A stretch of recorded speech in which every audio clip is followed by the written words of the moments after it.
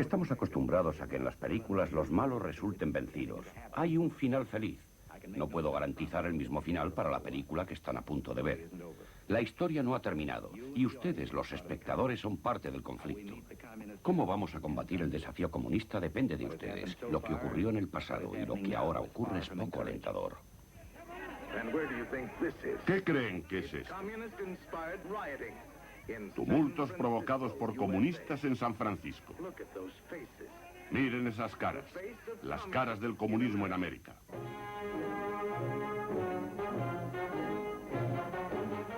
Con ustedes, Herbert Philbrick, exagente secreto del FBI. Cuando viajo, aún me encuentro gente que me pregunta ¿por qué son tan duros con los comunistas? Son un partido político como cualquier otro, una minoría y tan incomprendidos. Nosotros no queremos que sean incomprendidos, por eso hemos hecho este film. Y por eso les digo que son embusteros, taimados, ateos, asesinos irresueltos. Y no es un partido político como cualquier otro. Es una organización ilegal que recibe instrucciones de otro gobierno para destruir al nuestro. Es una conspiración criminal internacional. Es una forma de vida maligna. Revela condiciones similares a una enfermedad que se extiende en forma de epidemia y como una epidemia hay que ponerlo en cuarentena para que no infecte toda la nación. Nadie ha arriesgado su vida como yo lo he hecho. Estoy harto de oír eso. Muchos hombres arriesgaron su vida y vinieron a declarar ante este comité si eran militantes del Partido Comunista o no. Y permítame recordarle que Benedict Arnold también fue miembro de las Fuerzas Armadas de los Estados Unidos. Está dando por hecho que soy un traidor. ¿Sabe lo que he dicho? No estoy dando por hecho nada. Yo no soy Benedict Arnold. Y es un escándalo que un hombre como yo tenga que presentarse aquí y sea crucificado por la prensa. Me está hundiendo. Tengo 3 hijos. Señor Wyler. Eso es lo que hace. ¿Quiere contestar a la pregunta, por favor? Ya lo he hecho. Conozco mi país.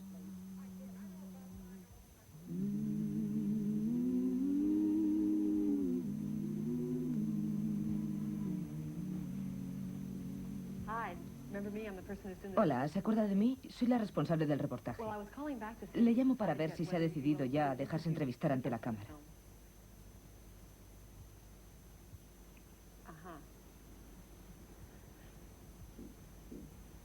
¿Eso cree? Sí, sí. Pero usted ha sido representante de los agricultores ¿durante cuánto tiempo? ¿15 años? Más de 15 años. Y la gente sabe que es usted trabajador y confían en usted. ¿Cree que si descubren ahora que es comunista van a pensar que ya no es tan buena persona?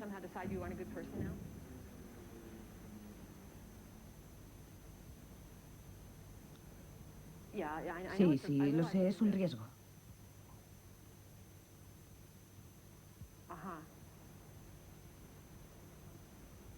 Bien, esta es su decisión.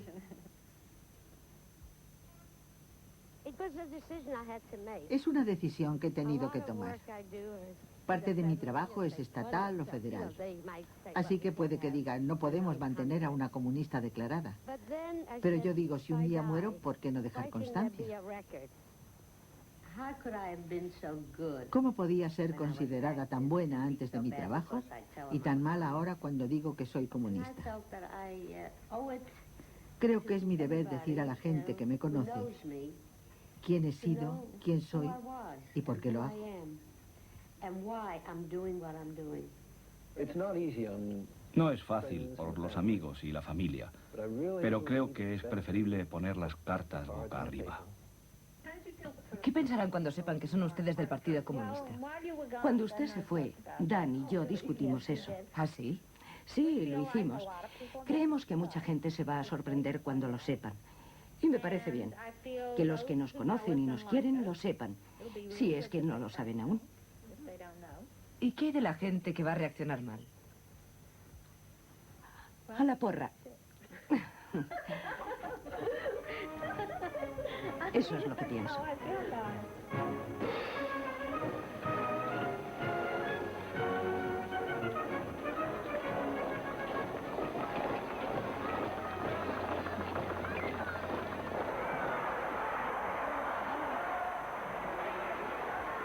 Viendo en rojo. Historias de comunistas americanos.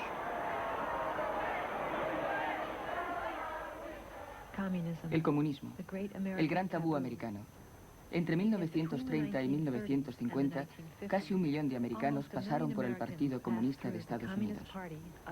Van a conocer a algunos en este reportaje. Hemos querido presentar la espina dorsal del partido, hombres y mujeres de la base, militantes durante muchos años. Una generación que alcanzó la mayoría de edad en plena depresión. Adoptaron la decisión de ser radicales, de desafiar la estructura misma de la sociedad. ¿En qué forma ha influido esta decisión en sus vidas? Es la trama de nuestra historia. Y no es una historia sencilla de contar. Muchos de ellos hablan por primera vez abiertamente de su experiencia como miembros del Partido Comunista de América.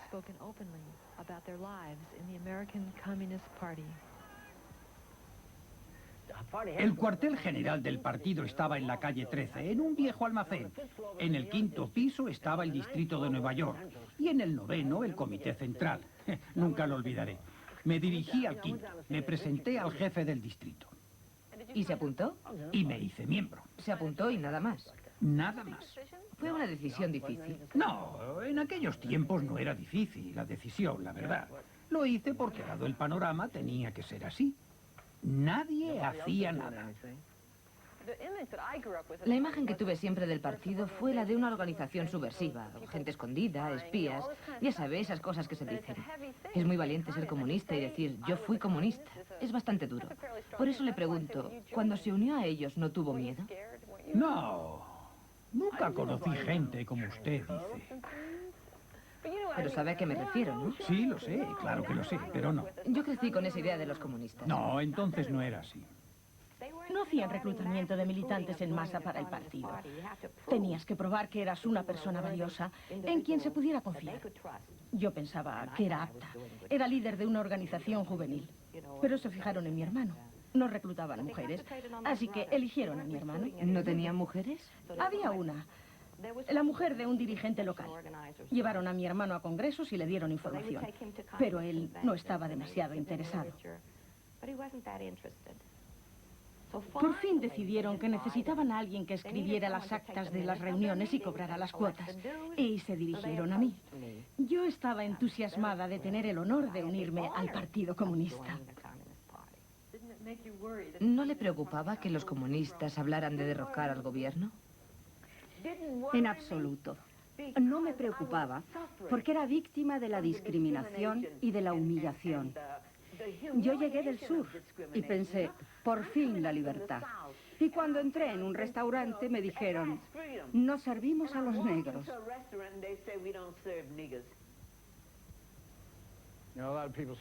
Mucha gente dice, cuando eres radical, vuelve al lugar de donde has salido. Pues bien, si yo volviera al lugar de donde he salido, volvería a Hill Street, a Orange, Nueva Jersey, y al 30 de enero de 1915. Allí nací. Otra gente dice que presumo de ser un negro de barrio bajo. Mi familia estaba en el arroyo. Deseábamos salir de la miseria.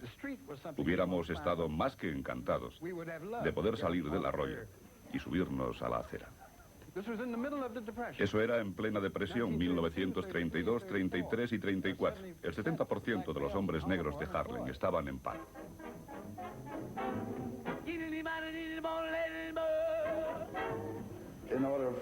Para que mi familia pudiera subsistir, mi hermana y yo tuvimos que trabajar. Y lo mejor que encontramos fue de bailarines en el Cotton Club de Harlem.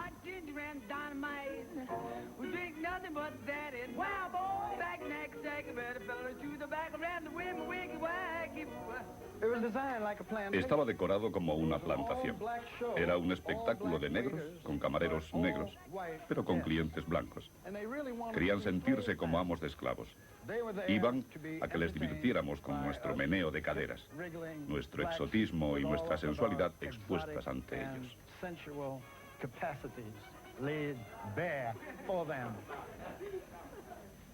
No pude soportarlo. Pensé, ¿qué pasa en este país para que tengamos que luchar y bailar por $35 a la semana, mientras que la gente del centro de la ciudad llega en smoking y trajes de noche con corbata blanca y cuello duro, diamantes y demás, y podían gastarse $1000 en una noche de diversión? Así que aprendí directamente de la vida cuáles eran las diferencias. Y cuanto más comunistas conocía, más me gustaba lo que decían y lo que hacían. Porque vi que de todos los que hablaban de resolver problemas, de programas de ayuda y demás, ellos eran los que se ponían a la cabeza en cuanto había huelga. Se ponían en cualquier calle, la 14, la 42, la 34. En cada barrio había un hombre hablando desde una tarima. La clase trabajadora y la clase capitalista no tenían nada en común, nada. Y te ponías a considerarlo. Y ellos insistían en que estábamos explotados. Y al final tenías que sentarte y escuchar. Y decías, señor, eso es verdad. Esos hijos de puta comen solomillos, mientras que nosotros comemos hígado y malo. People are queer, they're always glowing, scrambling and rushing about. Why don't they stop someday, address themselves this way? Why are we here? Where are we going? It's time that we found out. We're not here to stay, we're on a short holiday. No se necesitan trabajadores. It's just a bowl of cherries. Don't take it serious. It's too mysterious. But this country is coming to. I sure would like to know if they don't do something by and by. The rich will live and the poor will die. Doggone, I mean the panic is on. No pasaba un día sin que algún comunista dirigiera en cualquier barrio una delegación de unas 25 personas hasta el Comité del Bienestar Público o cualquier otro. Estas gentes tienen hambre, alimentadlos, dadles algo de comer, o dadles dinero, o haced algo. Esta era la clase de actividades. Cuando llevas a un grupo de 25 o 30 personas que no saben nada, que no saben si el comunismo era una enfermedad o qué diablos, y les llevas, por ejemplo, ante el director de bienestar, y el hombre da un salto en su mesa y pierde los estribos, eso es un éxito, y eso es lo que ocurría en aquellos tiempos. Y la gente, todos, salíamos victoriosos. Si consigues dinero, consigues comida, y así nos hacíamos populares. La gente confía más en los que hacen algo por ellos. Al final tienen que reconocer, al contrario de lo que he oído de los comunistas, los rojos no son tan malos. Mira lo que han hecho por mí. La policía dispersa las amenazadoras masas comunistas en la batalla de la alcaldía. Empiezan pacíficamente hasta llegar al ayuntamiento, pero pronto las cosas empiezan a ponerse feas. Unos 1000 rojos desobedecen las órdenes de la policía de despejar. Las órdenes se hacen cumplir y se llevan por delante a algunos comunistas. A la policía le cuesta trabajo, pero logran dominarlos. Y la manifestación de rojos, una vez más, muerde el polvo.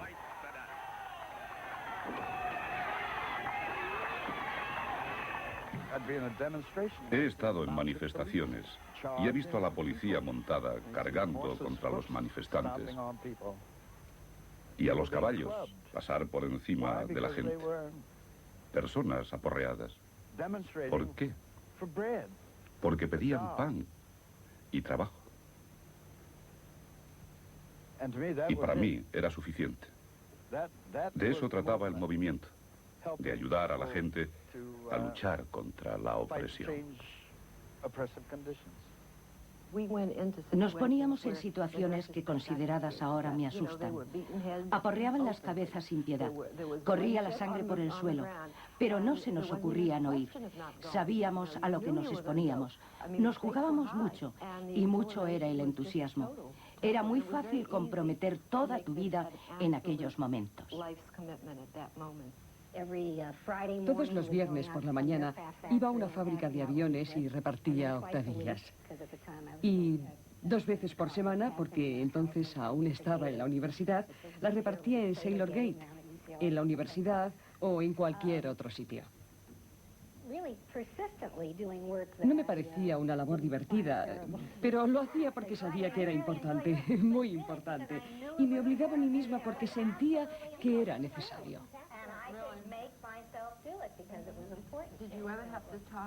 ¿Alguna vez tuviste que hablar, participar en algún mitin en la calle? Oh, sí. A mi marido le tocó hacerlo en las avenidas. Imagínate en Richmond, rodeados de gordas de la clase media que iban a hacer las compras del sábado. Y él se subía a un cajón y gritaba: amigos, yo me moría. Al principio, si nunca te has subido a una tarima, es un poco violento. Te subes y miras alrededor, especialmente cuando el que precede dice: y ahora hablará Bill Bailey, miembro del Sindicato de Trabajadores del Mar. Eso te da mucha fuerza. Te pones de pie y ves unas 200 caras.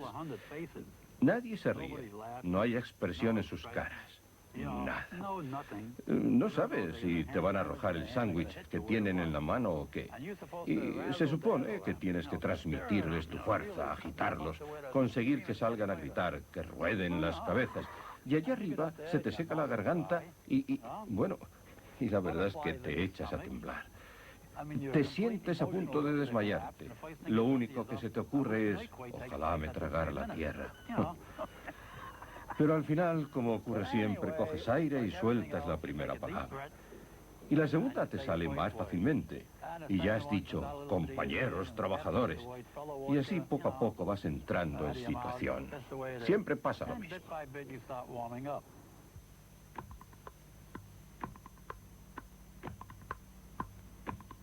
I'm glad you asked me my story. I have a story to tell. How rising in union and giving my heart brought great joy in living here. A world that is fair is the vision we hold.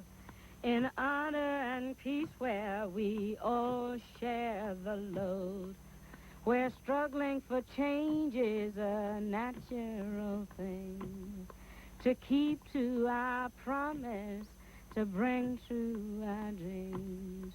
I'm glad you asked me my story. I have a story to tell. Bum, bum, bum, bum, bum, bum, bum, bum.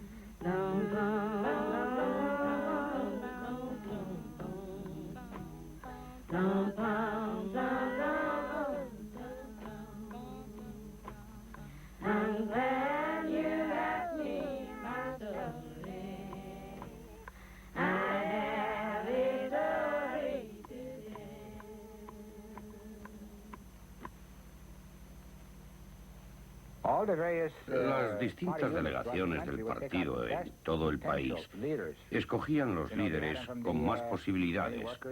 Los seleccionaban entre trabajadores del mar, de los puertos, estibadores, camioneros, trabajadores textiles o del caucho.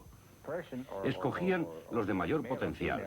Cualquier hombre o mujer que pudiera llegar a convertirse en un buen líder si tenían cierta formación.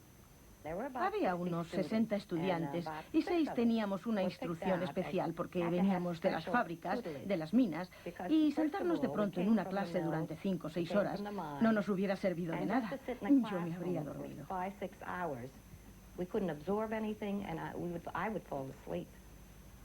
En mi situación en aquellos tiempos, el saber que había sido seleccionado para ir a un curso fue una gran responsabilidad. Sabía que tenía que aprender. Me decía, Stanley, tienes que ir. Y no importa lo que te cueste, tienes que quedarte y aprender. Mi tutor se enamoró de mí porque estábamos siempre juntos, supongo. Y me convenció para que me casara con él. Literalmente me convenció. Y otros compañeros también me ayudaron. ¿Qué quiere decir con que la convenció? Dijo que debía aceptarle, que formaríamos un gran equipo y que por qué tenía que volver yo a la fábrica. Y yo pensé que no era mala idea. Había pasado un cursillo de 6 meses. Ya era una revolucionaria formada. ¿Por qué tenía que volver a la fábrica? Y además era guapo y buen bailarín. Y eso influyó. Y dije, bien, acepto. Se celebraba el Congreso del Partido Comunista del Estado de Ohio cuando finalizó el curso. Acudimos a él y preguntamos por nuestras misiones ahora que éramos revolucionarios entrenados. Y no sabían dónde ponernos. Entonces sugirieron que yo volviera a la fábrica y mi marido fuera el organizador local y que yo le mantuviera. Y ese fue el final. Dije que nunca haría una cosa así. Cuando terminé el cursillo de 6 semanas, salí entusiasmado, dispuesto a volver a Harlem y empezar la revolución por mi cuenta. No teníamos crisis de identidad. No nos preguntábamos cuál era nuestro papel, nuestro destino o cómo realizarnos personalmente. Teníamos la absoluta convicción de que éramos la vanguardia que estaba destinada a conducir a la clase trabajadora americana a una revolución socialista. No nos preguntábamos quiénes, qué éramos o qué hacíamos. Conocíamos el sentido de la vida. Teníamos las respuestas. Dorothy entró en el partido a los 14 años. Como otros muchos comunistas, fue sindicalista desde 1930. Principalmente trabajaba con los obreros del campo, cuyos sueldos y condiciones de trabajo eran de los peores del país.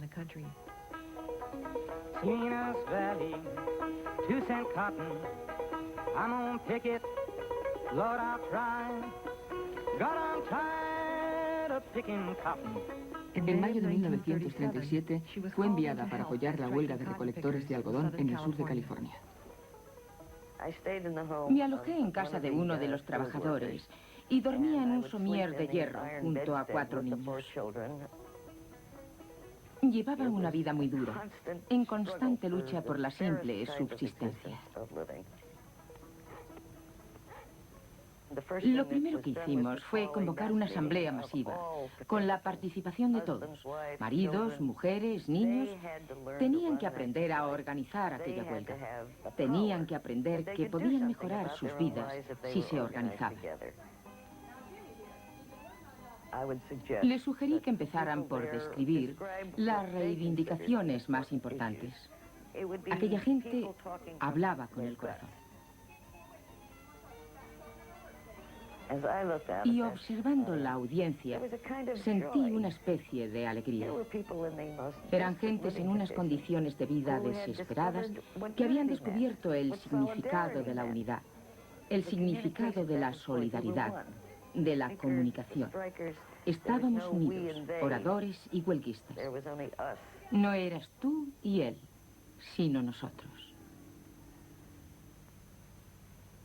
No recuerdo a nadie que lo tomara como un sacrificio.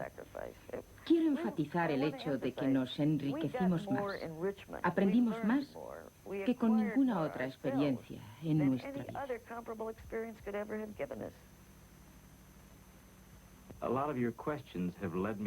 Muchas de sus preguntas me han hecho pensar en aquellos años, de lo que yo llamo mi radicalismo juvenil. Y es estupendo. A menudo pienso en esa etapa. Aunque no quiero dar la impresión de que aquellos fueron los mejores años de mi vida, los recuerdo como una etapa más. Al igual que pasé una adolescencia y una niñez. En 1930, Carol trabajó como periodista para el Midwest Daily Record, periódico comunista que se publicaba en Chicago.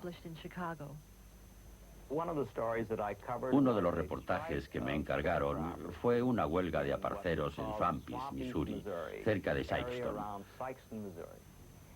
Estos aparceros se habían instalado junto a la autopista para airear sus problemas.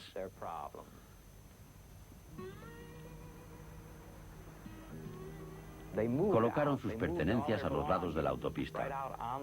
La idea era que cada coche que pasara llevara su mensaje a Washington o a quien procediera. Cuando contó la historia en aquel entonces resultaba una historia dramática. He escogido algunos párrafos. Quiero leerlos porque creo que es importante. Sikeston, Missouri, 13 de enero. Los aparceros envían una petición de ayuda a través del cerco de terror que los rodea para que les sean enviados alimentos y provisiones que acaben con el hambre en las plantaciones. Hoy, hombres negros y blancos ven la muerte próxima. Los enfermos y los hambrientos se apiñan en endebles e improvisados refugios. Los campesinos desahuciados con sus mujeres y sus hijos se enfrentan a la pobreza y el hambre. En hogueras junto a la autopista chisporrotean las últimas lonchas de tocino y el último puñado de judías.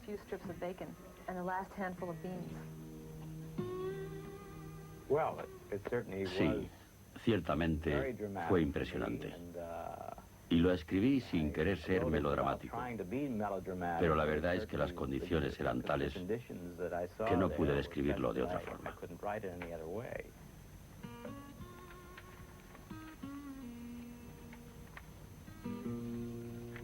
Todas las noches, Carl escribía cartas a su mujer contándole la historia de los aparceros. Cuando nos las leyó a nosotros, hacía años que no las releía. Durante todo el día he oído hablar a los colonos y sus partidarios, policías, tropas del Estado, burócratas y escribientes. Cuando dicen negro, amigo de negros, linchamiento, agitador, comunista, piensan en violencia, y todo dirigido contra unos cientos de personas tranquilas y maravillosas. Gente sencilla, pacífica, inteligente, honrada, que se muere de hambre en unas marismas, como si algo horrible estuviera a punto de ocurrir. Esta mañana he ido a ese lugar sombrío donde están reunidos los aparceros. Llovía sin parar y me he sentado en una de esas tiendas y hemos hablado y les he ayudado a colocar las cacerolas allí donde las goteras eran mayores. Algo dentro de mí canta y dice: arriba, parias de la tierra.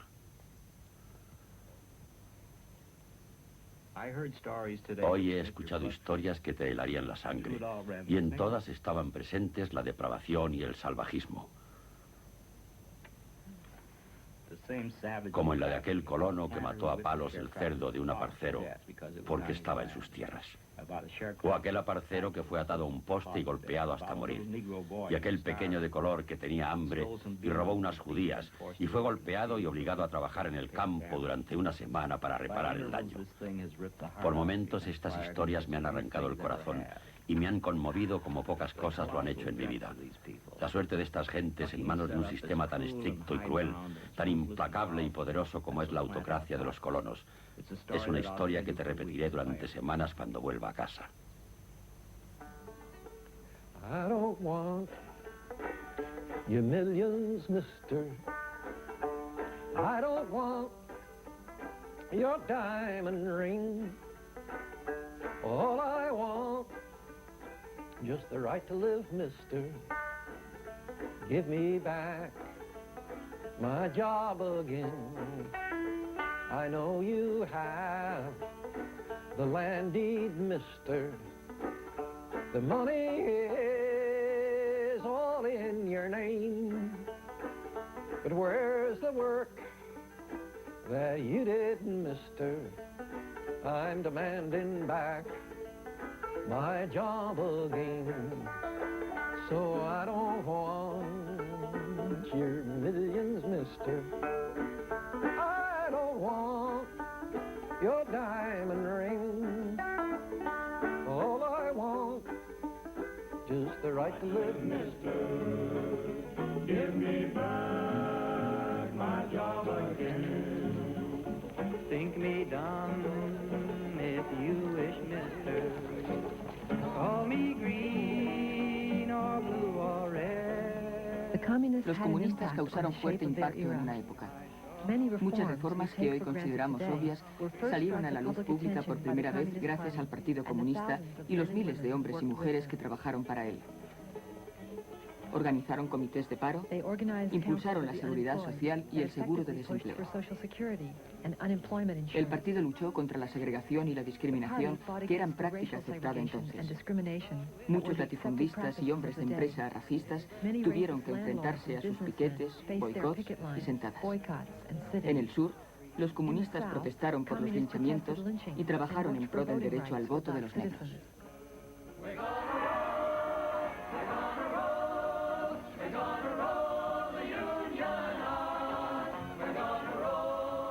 Quizá el mayor impacto de los comunistas fue en el campo laboral.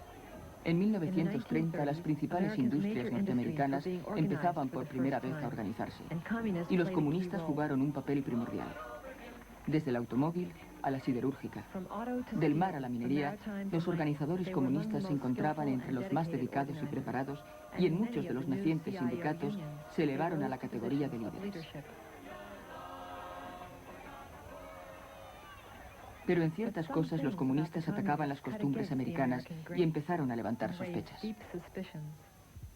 Su partido fue repetidamente acusado de no estar realmente comprometido con los intereses americanos, sino de intentar promocionar a la Unión Soviética.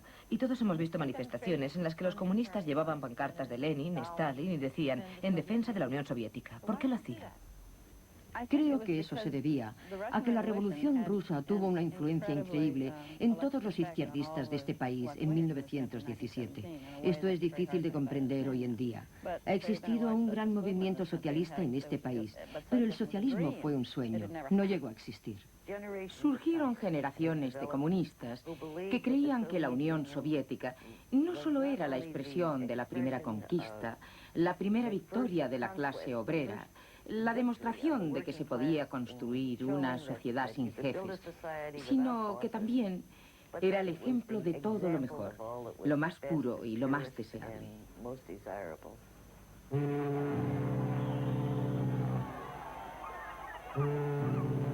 En los años 30 todo el mundo conocía a alguien que había estado en la Unión Soviética. La Unión Soviética había hecho una gran promoción turística y miles de personas iban allí. La mayoría eran profesores que lo podían pagar. Contaban que no había discriminación racial ni desempleo. Se hablaba de una sociedad igualitaria que no tenía mucho que ver con lo que teníamos aquí. En los años 30 la gente era plenamente consciente de la enorme disparidad entre pobres y ricos, entre escasez y abundancia. Éramos leales a la Unión Soviética, aunque eso no nos impedía sentirnos leales a americanos. ¿No les convertía eso en antiamericanos? En absoluto. Estábamos interesados en mejorar. Nos preocupaban los intereses de los americanos, que para nosotros eran los de la gente corriente. Nos considerábamos pequeños demócratas. Creíamos de verdad en el ideal americano. Si escuchabas una conversación entre 6 o 7 personas, siempre se oía a alguien decir: eso lo han hecho en Rusia. No hay desempleo en Rusia, todo el mundo trabaja en Rusia. Si pasa en Rusia, ¿por qué no puede pasar aquí? Lo decían americanos normales.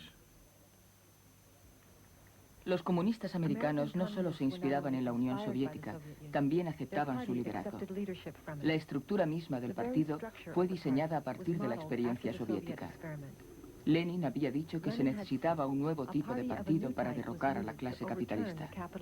Debía ser como un ejército, con una clara jerarquía de mandos. Una vez tomada una decisión, no se permitían desviaciones. Los comunistas americanos aceptaron que las órdenes vinieran de arriba abajo y debían ser cumplidas. Como los bolcheviques en los tiempos difíciles del zar, muchos comunistas mantenían su militancia en secreto. Nuestros vecinos, la gente que teníamos cerca, no sabían que éramos militantes. Muchas veces ni la gente con la que trabajábamos sabía que pertenecíamos al partido. En el caso de que sus vecinos lo hubieran sabido, ¿los hubieran rechazado?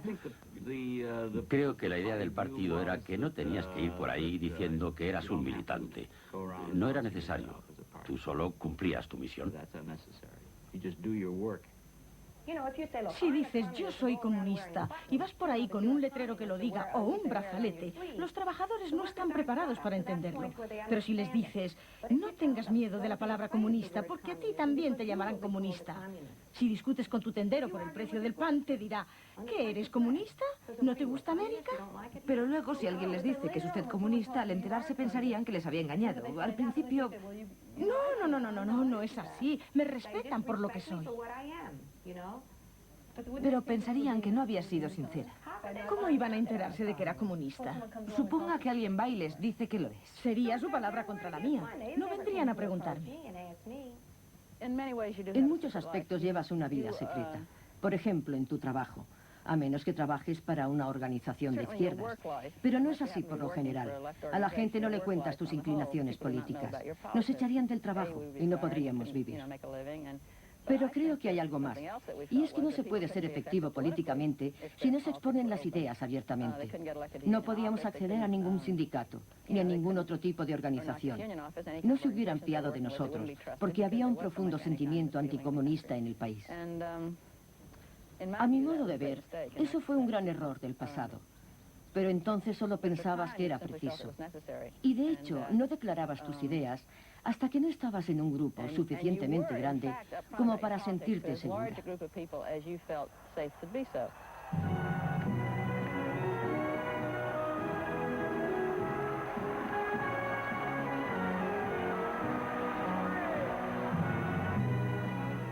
Recuerdo los mítines del Madison Square Garden. Había más de 20.000 personas en un mismo lugar. Gritaban los mismos eslogans con un enorme entusiasmo.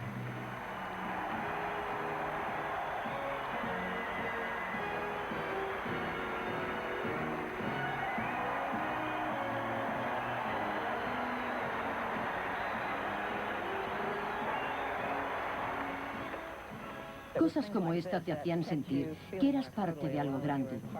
Y te sentías útil porque sabías que con tu pequeño esfuerzo no se conseguirían enormes logros para la revolución, pero que junto a las otras 20.000 personas serías capaz de hacer oír tu voz en el mundo. Hechos y resultados empiezan a revelarse y ya son detectados por las masas. No tendréis que dar complicadas explicaciones nunca más. El pueblo ve y comprende que lo que necesitan es una voz que se manifieste por ellos y una organización que los una. El pueblo marchará hacia adelante y con ayuda del pueblo obtendremos la victoria.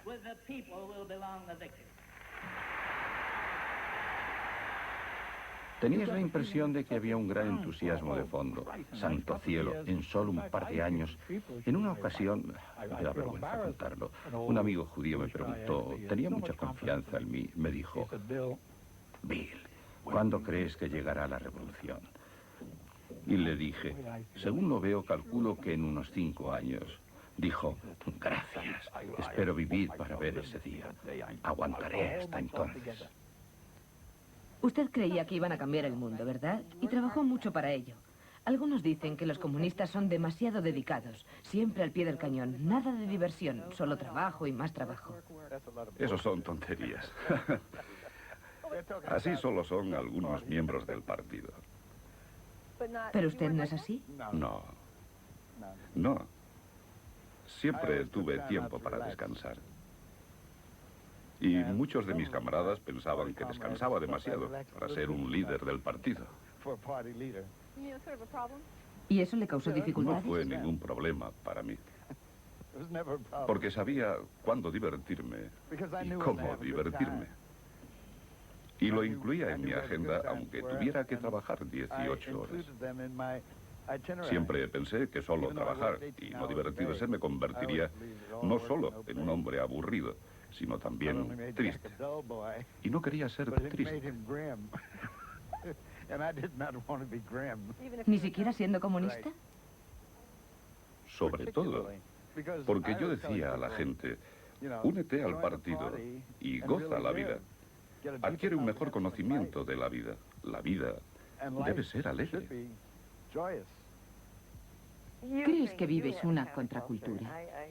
Parece una broma, pero creamos una contracultura en los 30 y los 40 que yo me atrevo a afirmar que fue más poderosa y más completa que la generación de los 60 pensó que había creado. Había picnics, bailes, fiestas. Cantábamos mucho. Uno podía vivir intensamente la vida dentro de esa cultura. No había líneas divisorias entre lo personal y lo político, entre lo privado y lo social. Todo estaba entrelazado y entremezclado. Los seres queridos también formaban parte de esa vida.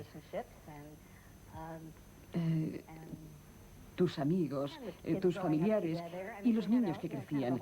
Tenías una especie de mundo que de verdad te ofrecía muchas cosas. Aún me emociono al pensar en el orgullo y en los sentimientos que nos movían. Marchábamos por las calles con orgullo, pensando que éramos importantes. El 1 de mayo era una gran fiesta. Recuerdo que cuando nuestros hijos eran pequeños, los solíamos llevar en los hombros. Había algo que nos hacía vibrar y significaba mucho para nosotros. Ese día parecía que Nueva York nos pertenecía. Había miles y miles de personas. Había poetas recitando en la calle. La sección cultural del John Reed Club hacía las pancartas para diferentes organizaciones. Tremendo, tremendo, era algo tremendo.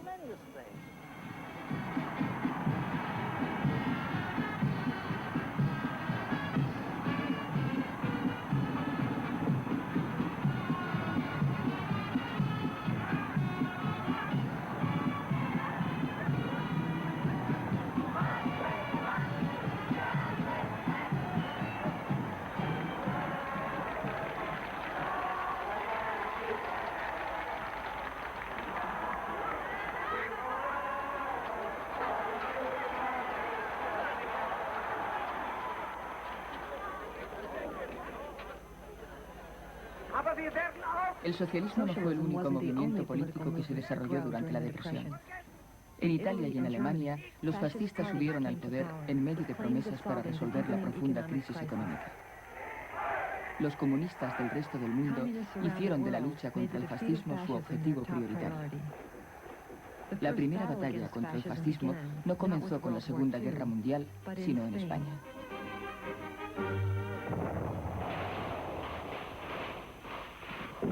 En 1936, los militares españoles se levantaron contra el gobierno de izquierdas democráticamente elegido.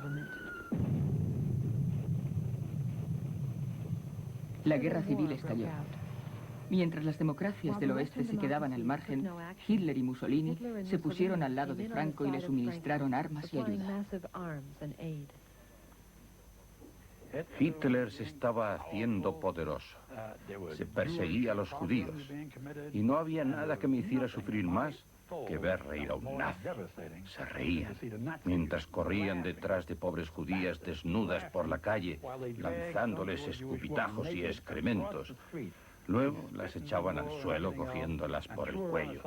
Escribían judíos en todas las ventanas. Y sabe, yo miraba todo aquello como si se lo estuvieran haciendo a mi propia familia. Quiero decir que si lo hacían a los judíos, podían hacérselo también a mi madre. Y esos hijos de puta no podían hacerlo. Yo tenía que hacer algo, ¿sabe? Y me dije, no importa cómo, tengo que ir a España. Cuando se es comunista y trabajas en la calle, siempre hay un policía, un detective, y siempre hay violencia autorizada. Pero no te está permitido responder. No puedes devolver el golpe. Sabías que si te ibas a España, que si te convertías en soldado y llevabas un arma, y yo sabía cómo manejarlas, sería diferente. Allí estarías legalmente. Unos 3.200 americanos, junto con otros 40.000 hombres y mujeres de todo el mundo, se unieron a la lucha en España. Estas brigadas internacionales fueron organizadas en un principio por el movimiento comunista en un intento de contrarrestar la superioridad militar de Franco. Las fuerzas de Franco recibían cada vez más medios, y medios más sofisticados, en forma de aviones, tanques, artillería, desde Italia y Alemania. Recuerdo que después de haber sido yo herido, unos cuantos de los nuestros cruzaban por un campo y 9 aviones les bombardearon, y solo eran unos pocos. Si podían permitirse un gasto de municiones así, te puedes hacer una idea del desequilibrio que había.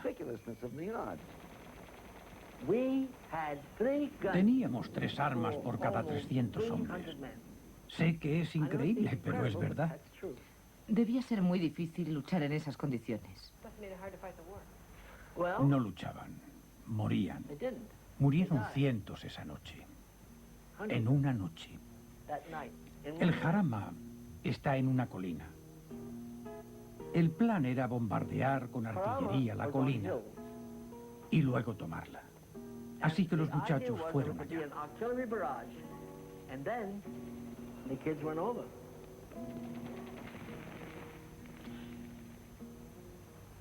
No sé cuántos murieron y cuántos resultaron heridos.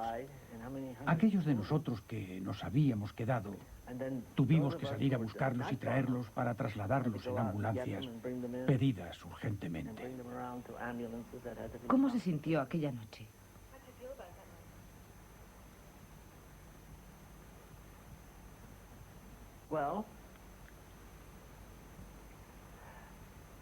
Pues aquella noche, ayudando a hombres heridos y desmoralizados, no pude pensar en nada.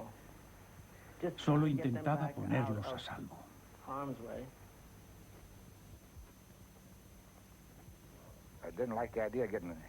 No me gustaba la idea de resultar herido. ¿A quién le gustaría? Pero si tuviera que hacerlo otra vez, lo haría, porque sé que fue una buena causa. Y cuando hay que demostrarlo, una cosa es la teoría y otra más importante la práctica, en ciertos casos y en ciertos lugares. Los republicanos quedaron sin suministros ni armas. Pidieron ayuda una y otra vez, pero nadie escuchó. En la primavera de 1939, España sucumbió ante Franco. En unos meses, más de 150.000 personas fueron fusiladas.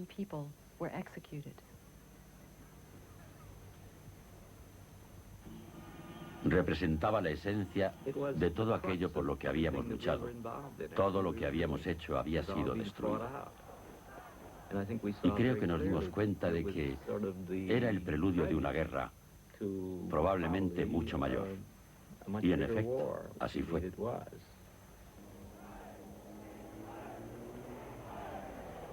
Inglaterra, Francia y los Estados Unidos permanecían a la expectativa mientras Hitler avanzaba en Europa.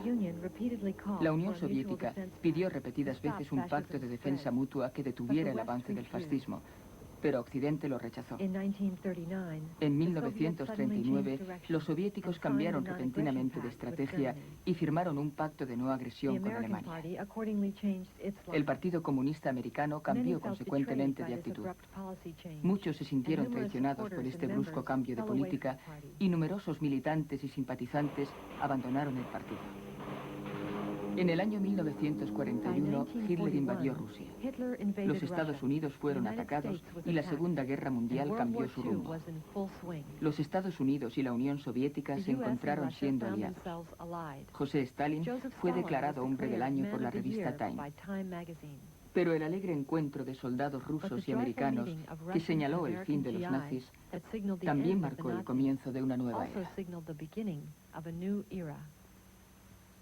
Desde Stettin en el Báltico hasta Trieste en el Adriático, ha caído un telón de acero que atraviesa el continente.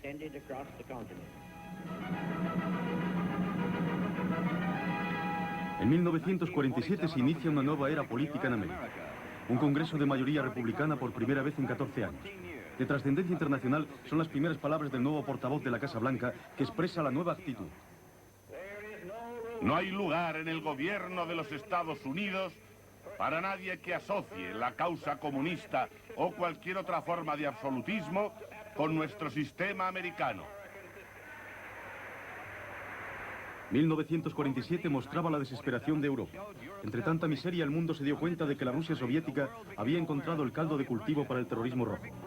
Mientras los comunistas sacaban partido de la agonía de Europa, el presidente Truman lanzaba el desafío de América. Mientras los comunistas sigan amenazando la propia existencia de la democracia, los Estados Unidos deben permanecer lo bastante fuertes para ayudar a aquellos países de Europa que se ven amenazados por el control comunista y el imperio del Estado policial. La juventud americana responde a la segunda llamada a filas en un periodo de paz. 9 millones de jóvenes se alistarán en 3 semanas y todos, al cumplir los 18 años, serán obligados a inscribirse. Vivimos una época crítica y explosiva. Llevamos armas por la necesidad de que el poder militar nos defienda de la agresión comunista. América despierta. La Guerra Fría es una guerra real. Nikolai Lenin dictó a sus seguidores el plan para la conquista del mundo. Primero tomaremos la Europa del Este, después las masas de Asia. Finalmente cercaremos el último bastión del capitalismo, los Estados Unidos de América. ¿Caerán los Estados Unidos?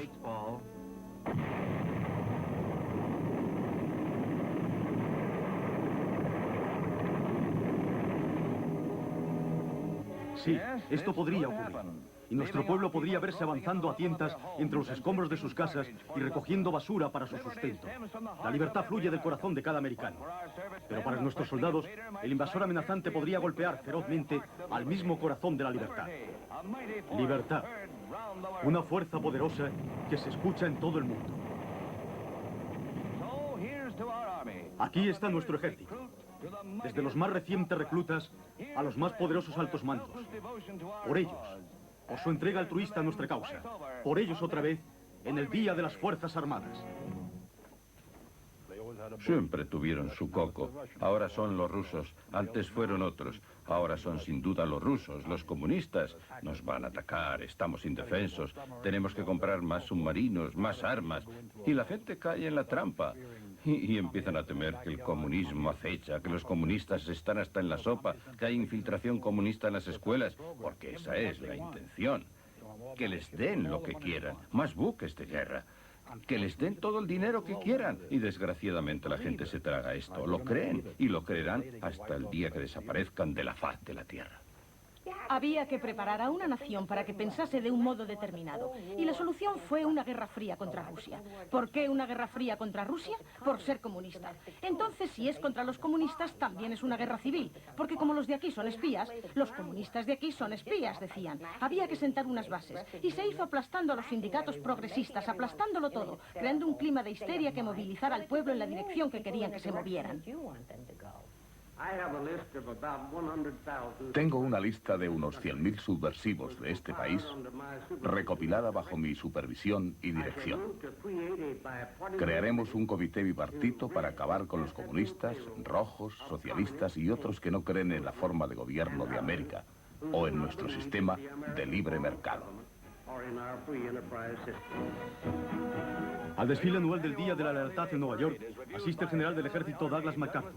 A lo largo de la Quinta Avenida, los desfilantes portan orgullosos las banderas al tiempo que afirman su lealtad a los Estados Unidos de América. No es un día de fiesta para Moscú o sus simpatizantes. Los cientos de miles que saludaban el desfile de 2 horas se mostraban completamente de acuerdo con el espíritu de lealtad de los que marchaban. En 1950, el mundo vio la cara brutal del comunismo. Union Square, Nueva York, fue el escenario de la violencia roja. De sus filas saldrían los saboteadores, espías y revolucionarios en el caso de que América se viese forzada a la Tercera Guerra Mundial. El peligro latente que amenaza nuestra seguridad es enorme. En efecto, hay 25.000 agentes extranjeros en potencia en los Estados Unidos. El FBI está realizando un gran esfuerzo manteniendo alerta a su gobierno y advirtiéndole constantemente de los planes de los conspiradores comunistas. El FBI me seguía a todas partes. Hasta entraban en mi oficina. ¿Se refiere a la época MacArthur? Sí, claro. Me seguían desde que salía por esa puerta. Subían al metro conmigo. Entraban en el edificio donde yo trabajaba. Yo les decía, ¿subís conmigo hasta mi oficina? Respondían, no, ya nos veremos. Ibas por la calle, un tipo te abordaba y te decía, usted es Hunter, ¿verdad? Señor Hunter, ¿puedo hablar un momento con usted? Y le decías, porque ya sabías de qué se trataba. Yo le decía, no puede hablar conmigo, porque estoy en Nueva York y ya hablé bastante con ustedes en Chicago. ¿Por qué no se larga y me deja en paz? Oh, espere un momento, señor Hunter, no se ponga así, espere. Entonces se acercaba a otro tipo, un tipo grande, fuerte. Se acercaba a toda prisa y decía, ¿qué pasa aquí? Y eran ya dos. ¿Qué es lo que pasaba? Que me estaban fastidiando. Lo estaban viendo todos los vecinos y la mitad de ellos no me hablarían en 6 meses porque era un rojo. Y ellos eran del FBI, unos héroes. Tuve que hablar con mis hijos. Les advertí que podían abordarles, que supieran que sus padres nunca hicieron nada malo. Todo lo contrario, que lo que hacíamos era ayudar a la sociedad. Me sacó una placa y me dijo, señor Seeger, soy del FBI. ¿Quiere hablarnos de la conspiración comunista? Me encogí de hombros y dije, no, gracias. Lo mismo podía haberles contestado. No sé nada de una conspiración. Buddy Guthrie tuvo mejor idea. Fui a ver a Buddy, hablamos y compuso una canción sobre el tema. El FBI llama a su puerta y yo dice, soy tan estúpido de dejarles pasar. They asked, would I fight for my country? I answered the FBI, yay. I will point a gun for my country, but I won't guarantee you which way. I won't guarantee you which way. I won't guarantee you which way. I will point a gun for my country, but I won't guarantee you which way. Dije, ¿qué desean? Y uno dijo, queremos hablar con usted sobre su viaje a Rusia. Y dije, con mucho gusto les hablaré de mi viaje a Rusia. Pero antes me gustaría hablar de otras cosas con ustedes. Por ejemplo, de por qué ustedes los blancos traen la droga a los jóvenes de este barrio. ¿Quieren que hablemos de eso? Con mucho gusto, yo les hablaría de eso. ¿O quieren que hablemos de la cantidad de hombres en esta comunidad que pierden su trabajo o que no tienen trabajo? ¿Hablamos de eso? Yo les hablaré de eso. O hablamos de los jóvenes negros que no tienen trabajo y que nunca lo tendrán a causa del sistema. ¿Quiere que hablemos de eso? Yo podría hablarles de eso. Y ahora, malditos hijos de... Bueno, no voy a repetirlo. Lárguense de aquí y no se les ocurra volver. Le di un empujón y se tambaleó mientras el otro trataba de sujetarle. Y se marcharon a toda prisa. Y les grité, es muy peligroso para los blancos venir a este barrio al anochecer. Así que tengan mucho cuidado si vuelven por aquí. No sea que les hagan picadillo en un callejón. Todos los vecinos habían salido a mirar. Y cuando habían desaparecido, un vecino gritó, señora Woods, es posible que vengan otros dos, pero seguro que estos no. Bill Bailey. Y dije, sí. Me acerqué a la escalera. A veces me resulta difícil recordar a una persona, especialmente si no está vestida como estás acostumbrado a verla. Cuando estás trabajando todo el mundo te suena, conoces a todos. Pero una vez que se pone en un traje y una corbata, le pierdes la pista. Y me dijo, tengo algo para ti. ¿Ah, sí? ¿Qué es? Sube. Supuse que era algún fogonero que conocía, o no sé. Y va y me dice, toma, lo cojo y lo leo. El Comité de Actividades Antinorteamericanas requiere su presencia en el ayuntamiento tal y tal día. Y así fue.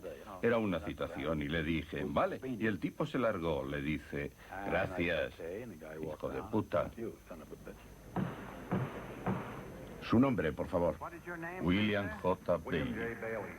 Creo que puedo ahorrarle mucho tiempo a este comité si me permiten leer una declaración que he redactado. Si se me permite leerla. ¿La escribió usted mismo o se la escribió alguien? Sé cómo redactar mi propia declaración. ¿Por qué me hace esa pregunta? ¿Le parezco un idiota o un estúpido? Yo la escribí. En el año 1946 actuó usted como coordinador de los trabajadores del mar en la costa oeste para el Partido Comunista. ¿Dónde ha obtenido esa información? ¿Es falsa? ¿Dónde ha obtenido esa información? ¿Es errónea? Señor presidente, me niego a contestar a esa pregunta o a cualquier otra que tenga que ver con nombres de organizaciones o cualquier otra cosa. Lo que más deseaba era subir allí y decirles, idos a hacer gárgaras y quitaros de mi vista. Y si me hubieran hecho la pregunta de rigor, ¿es usted comunista?, me habría gustado contestar, sí, hijo de puta, y me siento muy orgulloso de ello. Pero allí no se podía hacer eso. ¿Por qué no? Porque entrabas en su juego. ¿Es usted comunista? Y si contestabas a esa primera pregunta, tenías que contestar a otra y otra y otra y otra. No se podía contestar solo a las que tú quisieras. ¿Es usted miembro del Partido Comunista? Francamente, señor presidente, no creo que sea asunto suyo. Y le doy la misma respuesta que le he dado al FBI, a la Brigada Anticomunista y a la policía y a todo el mundo, que no es asunto suyo. Que quede constancia de que el testigo ha levantado la voz en desacato a este comité. Cuando salí, alguien dijo, te he oído en la radio. ¿Cómo se puede hablar así a un senador o a un diputado? ¿Les pareció mal que les gritara? ¿Y usted qué pensó? Dije que además de la voz habría levantado la silla y se la habría tirado a la cabeza a ese cretino. Le concedemos el derecho a negarse a contestar a cualquier pregunta que usted crea que pueda incriminarle. ¿No le parece que la Constitución me obliga a decir unas palabras del origen de todo esto? Soy un estudioso de la historia americana desde hace años. Señor Fass, solo se le pide que conteste a las preguntas. No queremos escuchar un discurso de alguien que se niega a declarar si es o no miembro del Partido Comunista. No vamos a escuchar una conferencia sobre la Constitución de los Estados Unidos. No creemos necesitarlo. Conteste a la pregunta. Señor, esa pregunta no es tan simple. Es una pregunta que nos lleva a las raíces de América. Le haremos otra más simple. Aquí tiene otra más simple que no admite discusión. ¿Cree en el derrocamiento del gobierno de los Estados Unidos por la fuerza o la violencia? Me niego a contestar a esa pregunta. Y baso mi negativa en el privilegio que se me ha concedido y en la quinta enmienda. Y de acuerdo con sus palabras, señor, me gustaría que se me permitiera explicar ese privilegio y lo que significa. ¿Y por qué lo estoy evocando? Todos lo conocemos. No creo que nadie lo conozca. Muy poca gente lo conoce. ¿Por qué no se me da la oportunidad de declarar esto? Escriba un libro. Lo haré. Ya lo he hecho. Pues escriba otro. La mayoría de las personas que llamaron a declarar se negaron a cooperar. Se acogieron a la quinta enmienda, que en efecto decía que no tenían derecho a hacer esa pregunta. Pero mi posición era mucho más fácil. Yo no tenía un trabajo del que me pudieran despedir. Cantaba en los colegios y en los campamentos para gente a la que le importaba muy poco ese comité. Y simplemente les dije, creo que ningún americano debería verse obligado a pasar por un interrogatorio semejante, especialmente bajo la amenaza de represalias, si se contesta algo para ustedes inadecuado. Yo tengo derecho a mi opinión y usted a la suya. A partir de ahí no dije una sola palabra y al cabo de una hora desistieron. Mucha gente se hará esta pregunta. ¿Por qué tanto empeño en ser justos cuando la gente a la que se investiga son una pandilla de traidores? De hecho, he oído a algunos decir, después de todo son una pandilla de ratas. ¿Por qué no nos los cargamos sin más? Yo estoy de acuerdo en que los comunistas son ratas. Pero por otra parte, hay que tener presente que si sales a matar ratas, hay que asegurarse de que apuntas bien. Marcha del Día del Trabajo en Nueva York.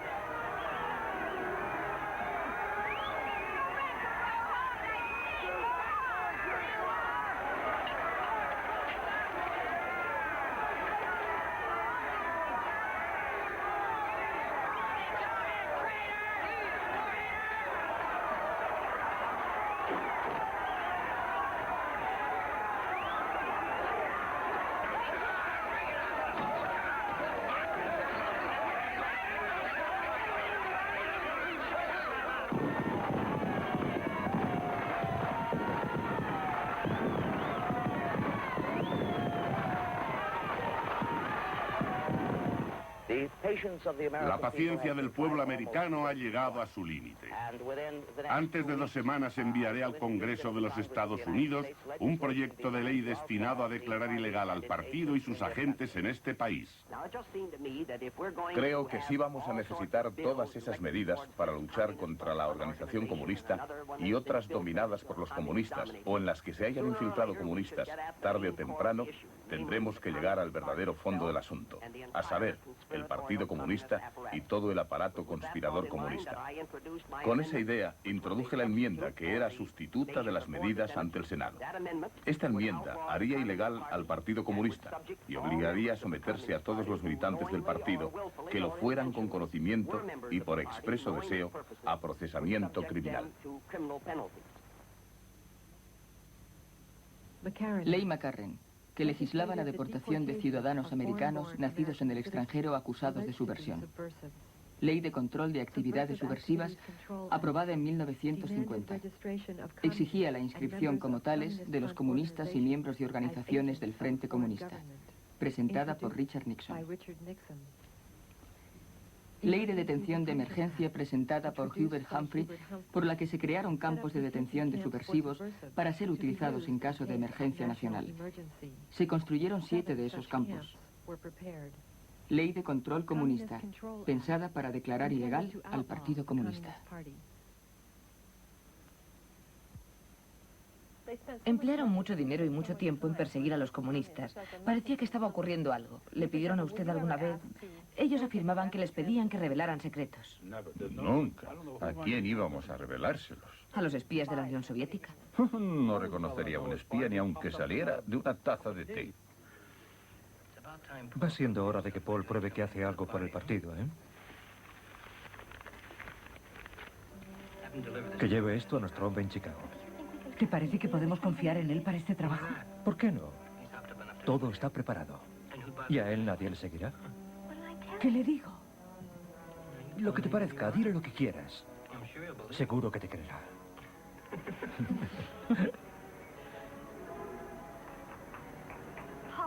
Paul, gracias a Dios que te encuentro.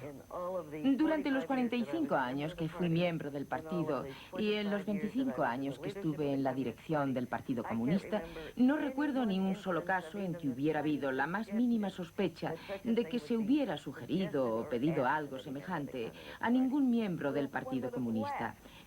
Si alguien hubiera sugerido tal cosa, se le habría rechazado o se habrían reído de él. En realidad, habríamos visto a esa persona como un agente provocador. Pero las acusaciones son constantes durante años y años. Pero no los procesamientos. No es extraño que los comunistas procesados en este país no lo fueran por espionaje, sino conforme a la ley Smith, fueran acusados de conspiración, alegato o defensa de una acción subversiva. Es evidente que con todo el FBI persiguiendo al Partido Comunista como estaba entonces, si hubieran encontrado pruebas de que algún comunista había realizado actos de espionaje, habrían arrestado a alguno por ello. No habrían necesitado recurrir a la acusación de conspiración, de alegato. A ninguno se le acusó de actuar, de hacer, sino de instruir, de hablar, de hacer uso de lo que no eran más que los derechos protegidos por la primera enmienda de la libertad de expresión. Tengo aquí los nombres y las fotografías de las personas elegidas para dirigir el Partido Comunista en el último congreso del partido en este país. Y desde 1948, 105 de esos dirigentes principales han sido encausados. Y de esos, 67 condenados por conspirar en el derrocamiento de nuestro gobierno por la fuerza y con el uso de la violencia. Sin embargo, hay rendijas en la ley que hay que tapar. Necesitamos una nueva ley para eliminar el comunismo de toda organización industrial o sindicato laboral. Entrego los papeles y me dicen, lo siento, y me dan una hoja. Ha estado, o estuvo, o estará, y todas esas tonterías, o es falso, y preguntas así. No podemos zarpar hasta que conteste a estas preguntas. Y como izquierdista de principios no puedes contestar a esas preguntas. Tienes que decir, váyanse al infierno. ¿Qué derecho tienen? Y esto te lleva a lo siguiente. Tenemos todo el derecho del mundo. Y esto significa que debe ser usted comunista y lo denunciaremos por ello. Y eso es lo que hicieron. Para cortar esta larga historia, diré que fueron casi 10 años. 10 años los que nos tuvieron sin poder trabajar. Y le estoy hablando de todos los izquierdistas de los sindicatos del mundo. ¿Eran muchas personas? Oh, sí, muchas. Destruyeron la izquierda. 2 agrupaciones laborales de izquierdas expulsadas por la CIO. 10 más serán purgadas.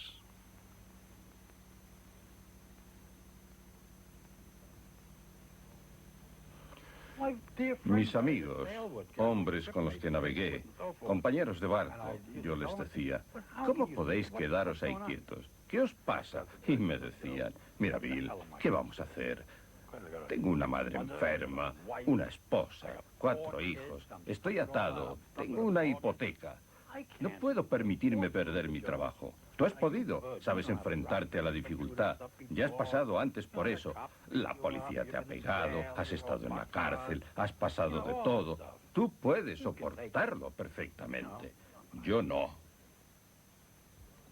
¿Alguna vez pensó, quiero salir del Partido Comunista? No.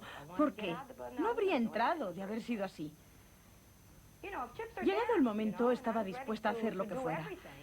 Estaba entregada, muy entregada, dispuesta a ayudar a los trabajadores. Si hubiera abandonado al primer ataque, ¿qué hubiera pasado si en realidad triunfa en este país el fascismo? Te ponías a pensar, ¿de qué lado estás?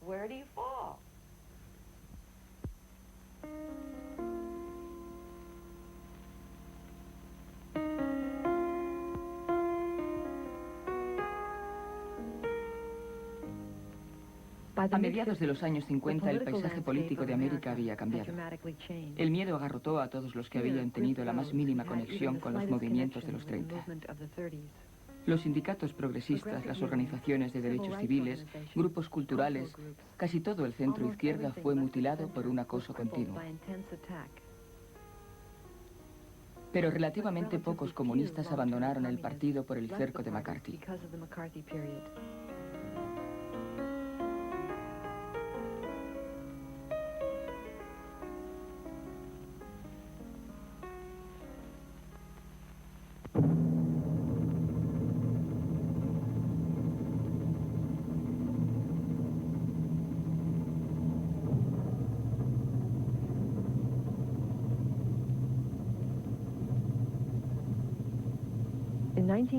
En 1956, 3 años después de la muerte de Stalin, Nikita Khrushchev pronunció un discurso sobre la era staliniana que conmocionó a la izquierda americana.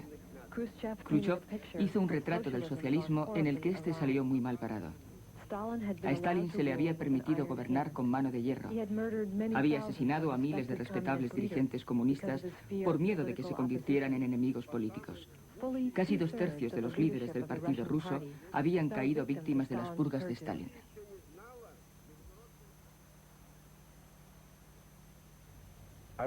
Me quedé estupefacto y empecé a beber. ¿Tomó alguna medida? No. No sabía qué hacer. Estaba desconcertado. Me había pasado 16 o 17 años de funcionario. No tenía perspectiva alguna. Quedé tan sorprendido, abrumado al leer una y otra vez el informe Khrushchev. Y al tiempo que leía, empecé a comparar lo que se describía en ese informe y mi propia experiencia aquí en los Estados Unidos. Y como yo lo veía, era, ¿qué habría pasado si el Partido Comunista hubiera tenido el mismo poder aquí, en los Estados Unidos? Habíamos repetido muchas veces que esas cosas no eran ciertas. Nunca ninguno de nosotros había tenido ni un instante de duda al rechazar esas acusaciones como un invento de los que odiaban a la Unión Soviética. Y mientras escuchaba el informe me caían las lágrimas. Lloraba tan amargamente que no podía soportarlo. Y siguió el discurso. Siguió durante unas 2 horas, 2 horas y media. Una suma implacable de dolor tras dolor y dolor. No puedo decir que me sintiera muy mal. No lo recuerdo. Pero desde luego sabía que nunca sentiría ningún remordimiento por estar en el partido.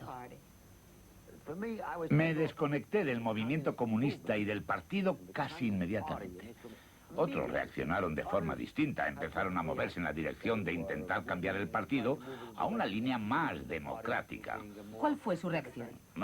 Abandonar el partido inmediatamente. Me retiré de todo, no quería tener nada que ver.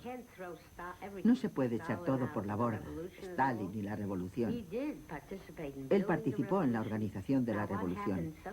En los años siguientes cometió graves errores. Hizo mucho daño.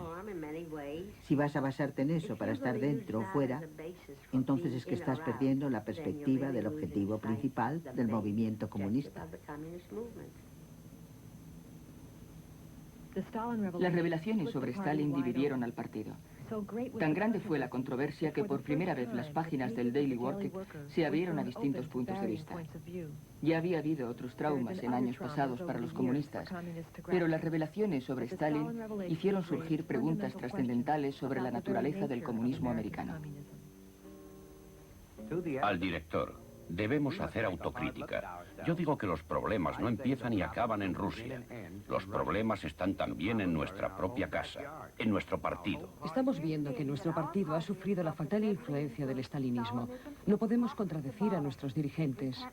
¿Funciona en realidad la estructura del partido? ¿Es efectiva o pone el poder en manos de unos pocos? La dirección no es infalible. Hay que crear un partido que se ajuste mejor a la vida en América. Debemos ser abiertos, no escondernos. Debemos ser totalmente democráticos. El pueblo americano aceptará. Los comunistas exigimos libertad de expresión en todas partes, pero demasiado a menudo hemos olvidado exigirla en nuestras propias filas. Nuestra idea de la democracia no funciona. Nos hemos hecho intolerantes. Teníamos un centralismo al que llamábamos democrático.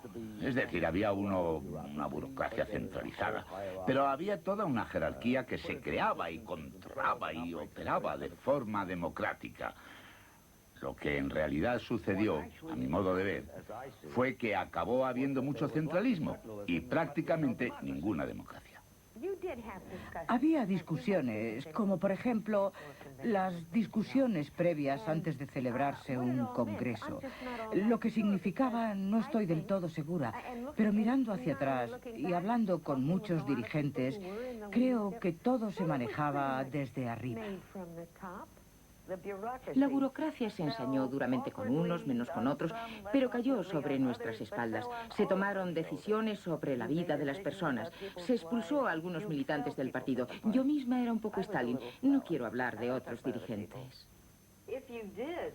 Si hacías alguna pregunta, te decían, ¿has leído el último artículo sobre temas políticos? Tú mentías y decías que sí, y que lo habías entendido, cosa que no era cierta.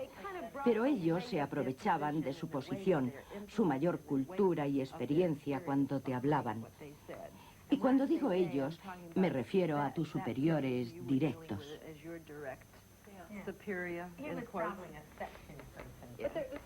Pero parece que algo falla, porque todos hablaban de la igualdad y de una sociedad democrática, de un mundo mejor, y sin embargo tenían un partido fundamentalmente antidemocrático para conseguirlo.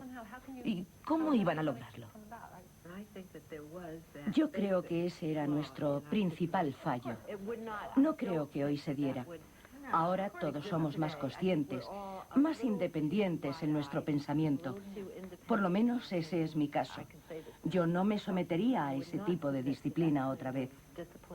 Era una debilidad manifiesta. Nos cuesta creerlo, no sé por qué, porque es cierto. No conozco a nadie que no lo creyera así. ¿Habrían conseguido tanto en el otro lado? No lo creo. Creo que esa era la clave. Instintivamente sabíamos que si nos permitíamos el lujo de discutir cada decisión de lo que se iba a hacer, no hubiéramos podido ir a los comités de huelga, que era donde había que estar. Hoy, sinceramente, creo que hay mucha relación entre medios y fines. Quizás en el pasado pudimos decir, como nuestros fines son tan loables, podemos permitirnos ciertas cosas. Muchas organizaciones siguen funcionando así y las naciones funcionan así. Pero ya no me parece en absoluto admisible. Creo que hay una relación muy directa entre el Partido Democrático que pudimos construir y la sociedad que podría haber resultado de ello. Dice que durante mucho tiempo ni usted ni la mayoría de los miembros del partido dudaron ciertas cosas. Nunca se cuestionó nada que saliera de la boca de los dirigentes del partido en la Unión Soviética. Quizá ni tan siquiera al partido aquí en América. No cuestionaron ciertos aspectos del centralismo burocrático.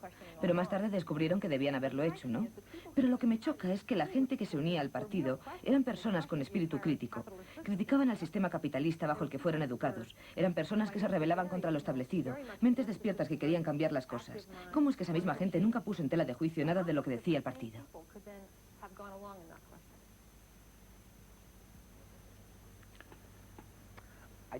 No tengo respuesta para eso. Y me avergüenza no haberlo hecho.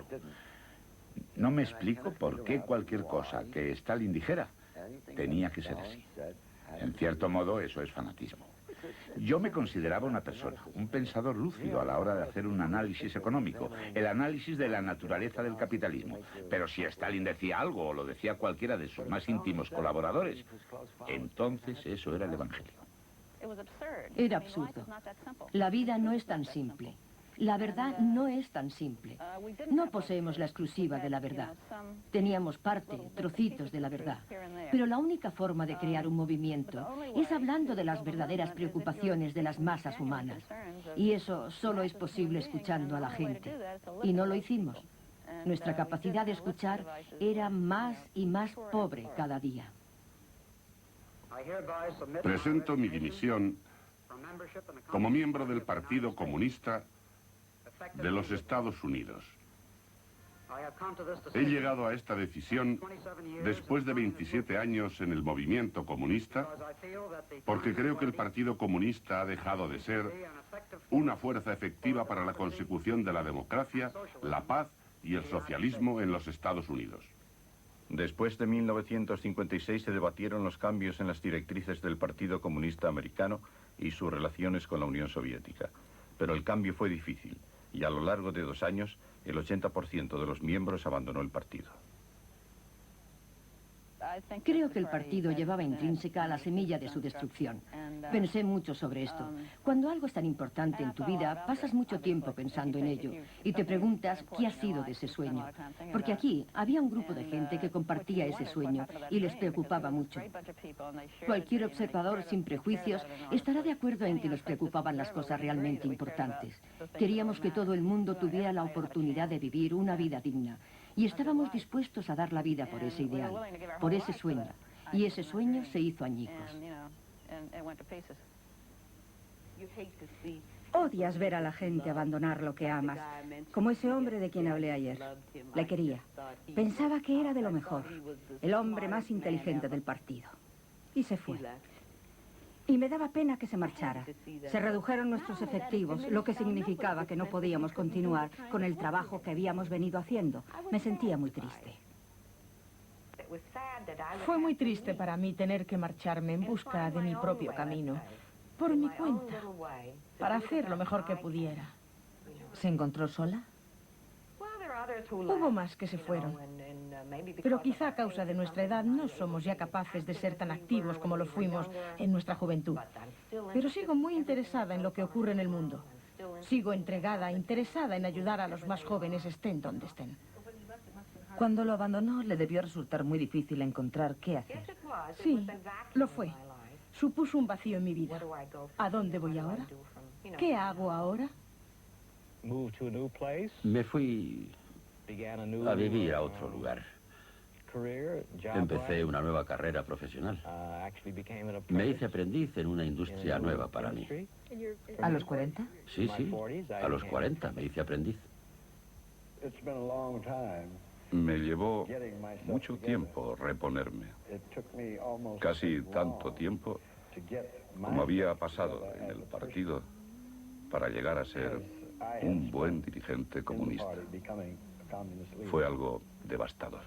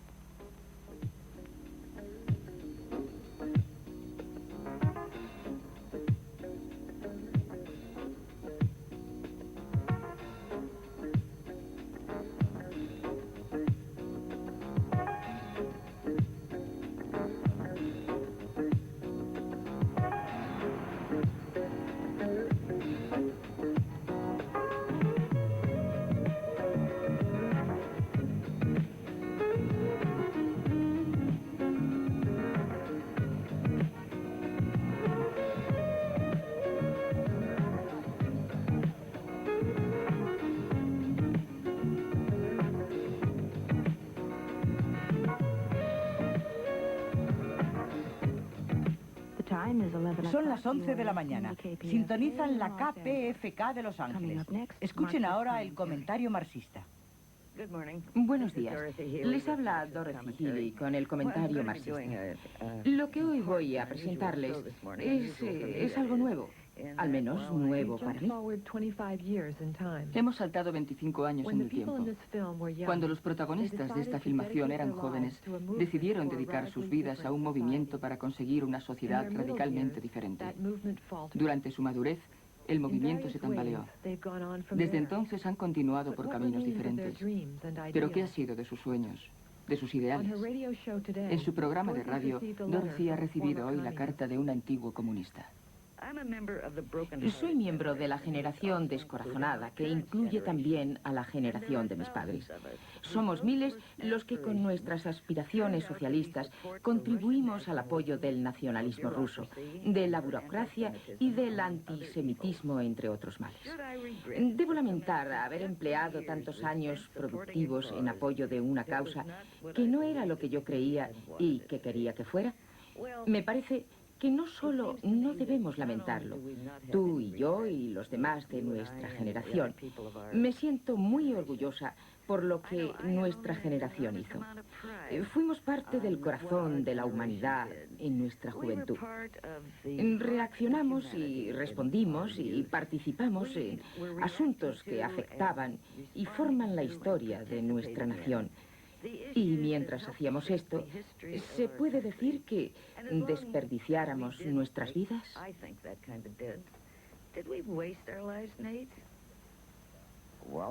Yo vi en el Partido Comunista el vehículo para liberarnos de un sistema irracional, erróneo, política y socialmente, y conseguir una sociedad racional y humana, el socialismo.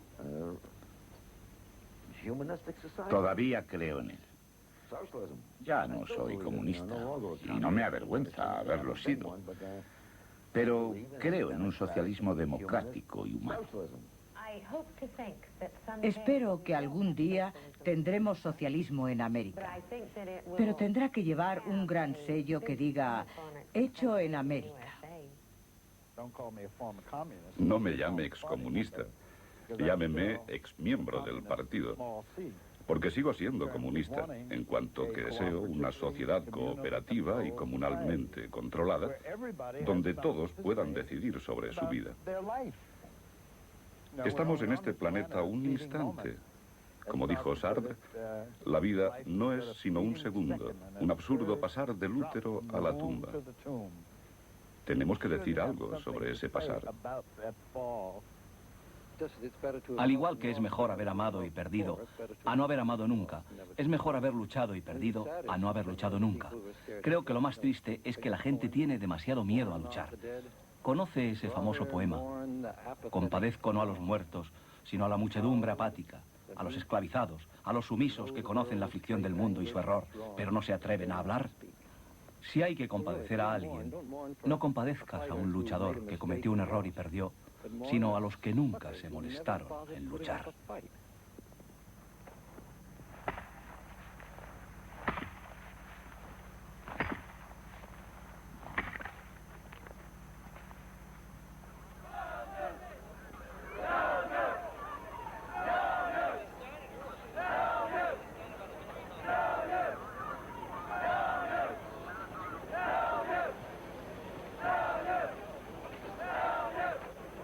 Ya han encerrado a muchos de vosotros en la cárcel. ¿Qué queréis conseguir? Por lo menos transmitir el deseo de la gente de que dejen de invertir en bombas y centrales nucleares. Eso es lo principal. Básicamente es hacer comprender al mundo el peligro al que nos enfrentamos si no hacemos algo. Wall Street es la fuente de todas las centrales nucleares y otros lugares que no deberían existir. ¿Y está dispuesto a ir a la cárcel con los demás compañeros? Pues sí, por supuesto. ¿Por qué no? Ya he estado en la cárcel antes. No es tan malo. Las cárceles ahora son algo mejor. Hasta te dan café. Antes no te daban nada.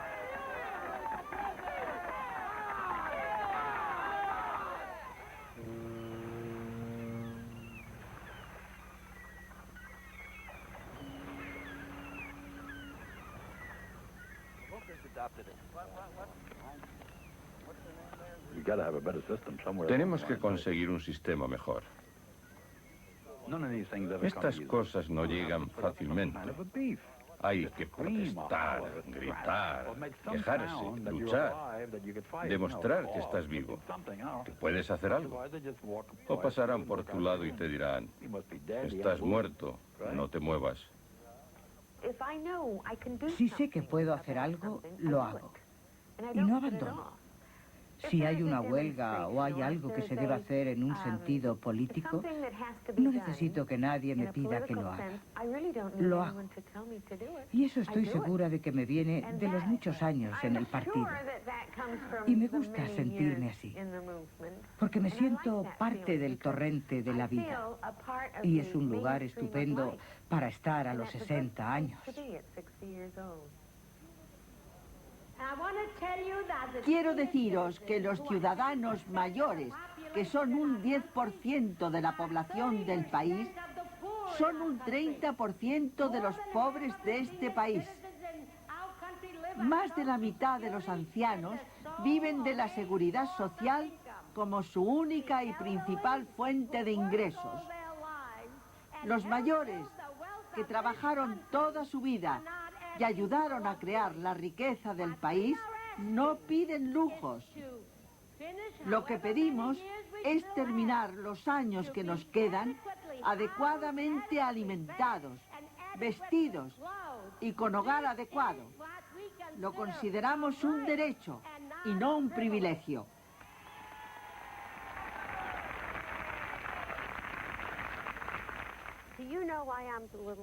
¿Sabe por qué soy tan pequeña? Me pusieron en la tierra para que la gente me mirara y dijera, mira, una más baja que yo. Y eso les hacía feliz. Esa es mi función en la vida. ¿Conoce la expresión, tiene 10 pies de altura? Me siento tan segura de lo que tengo que decir cuando me subo a hablar. Me siento una persona muy, muy grande. No sé si será inmodestia, pero así es. No me siento algo insignificante. Me siento algo grande. Que América vuelva a ser América. Que sea el sueño que solía ser. Que sea la pionera de las llanuras buscando un hogar donde ser libre.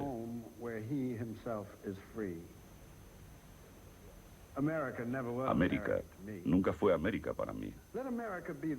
Que América sea el sueño que los soñadores sueñan.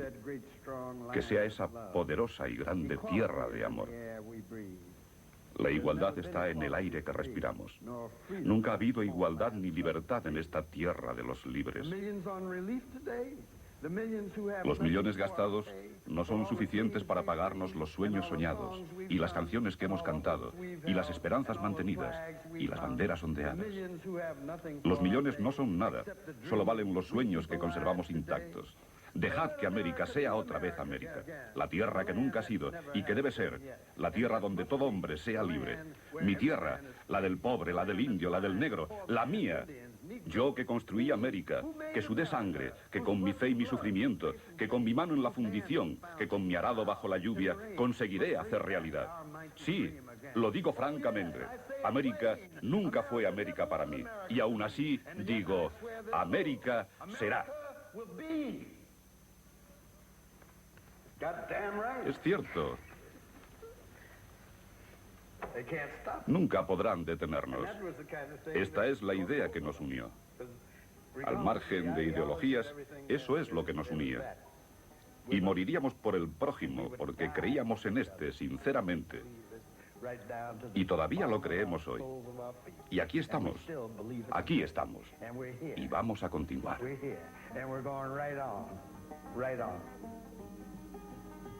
You know it's darkest before the dawn. This thought keeps me moving on. If we could heed these early warnings, the time is now, quite early morning. If we could heed these early warnings, the time is now, quite early morning.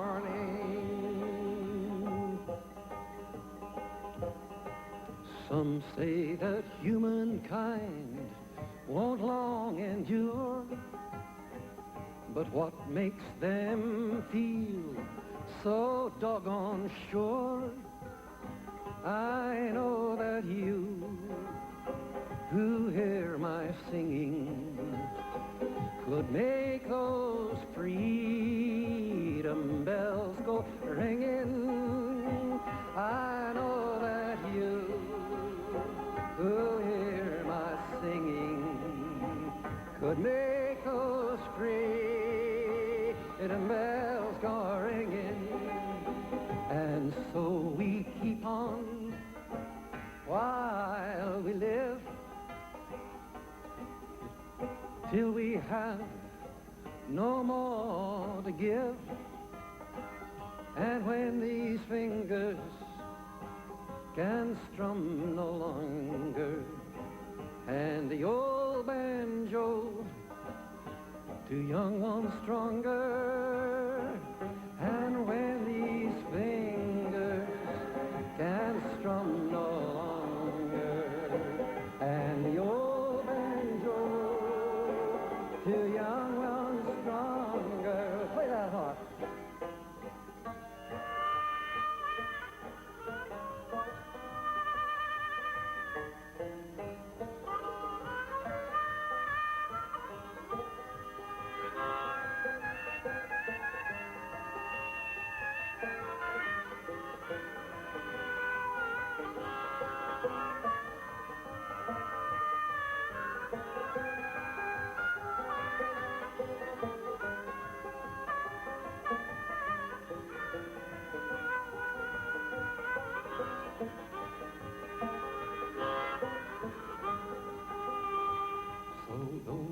Darkest before the dawn, this thought keeps us moving on through all this world of joy and sorrow.